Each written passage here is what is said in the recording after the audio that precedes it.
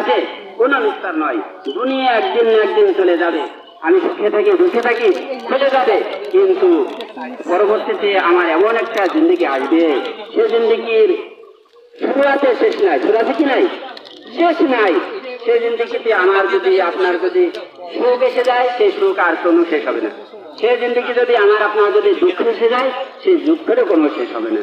এজন্য দুঃখ এবং সুখ নির্ণয় করার মাধ্যম হচ্ছে দুনিয়া। আখিরাতে যে সুখ নতুন ভাবে অন্বেষণ করবো, এর কোনো সুযোগ নাই। এজন্য আমাকে আপনাকে চিন্তা ফিকির করতে হবে, আমি আসলে কি জান্নাত চাই না জান্নাত চাই, আমি আসলে কি শয়তানের খুশি করতে চাই নাকি আল্লাহর খুশি করতে চাই।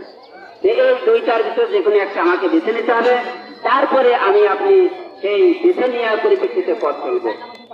আমার মনে হয় আশা করা যে কেউ চাইবে না আমি আল্লাহকে বেজার করি, কেউ চাইবে আল্লাহকে বেজার করে, কেউ চাইবে যে আমি জাহান্নাম চাই, কেউ চাইবে এরকম, কেউ চাইবে না।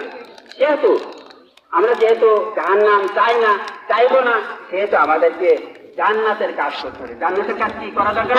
ক্যামেরাম্যান আল্লাহ তাআলা আমাদের সকলকে জান্নাতের কাজ করে আল্লাহ তাআলা সন্তোষ